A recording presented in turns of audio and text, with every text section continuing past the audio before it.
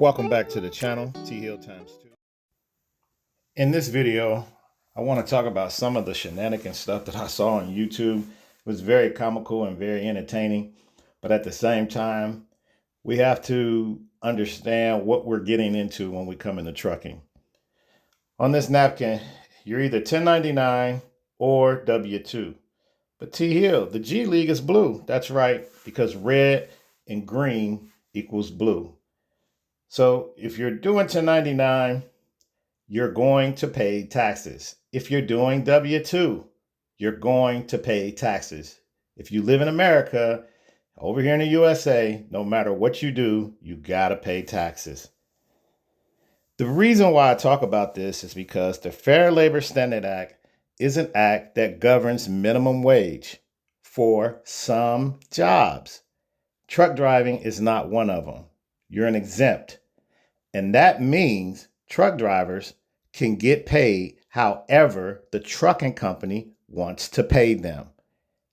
They don't have to pay them a minimum wage. The only way that happens is through your state. And I don't want to have to go through this, but in China, the average income for a truck driver is 107,000 yuan, which is about 14,700. People, you do understand we have the same problem they have in China. So here in the US, your average reading level is between 7th and 8th grade level. Okay. Of Trump. So if you didn't know, Trump is a huge fan of tariffs. So I want to show you these clips so that we're on the same page. But to me, the most beautiful word in the dictionary is tariff. And it's my favorite word. But it's the most beautiful word in the dictionary, tariff. It will save our country. Only stupid people don't want to use it, or corrupt people also. So the word tariff is usually taught to us in the 6th and 8th grade. Isn't that ironic? And then we learn about the context of it in economics, government, or U.S. history when we're in high school. Let me leave you with this. Since I'm stupid, wait till Wednesday. Malcolm X warned us more than 50 years ago, this is the media, an irresponsible media. It will make the criminal look like he's the victim and make the victim look like he's the criminal. If you aren't careful, the media will have you hating the people who are being oppressed and loving the people who are doing the oppressing. This is the sort of propaganda tactic that I would call psychological warfare.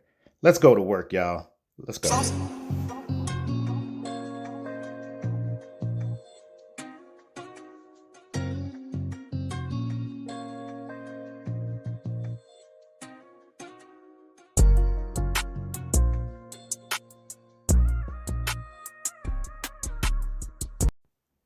I'm glad you stuck around.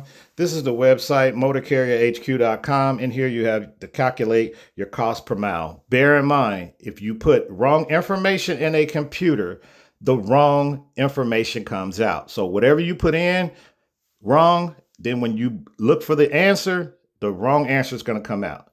So I put about 40,000 miles in there. Of course, you see 3333 monthly.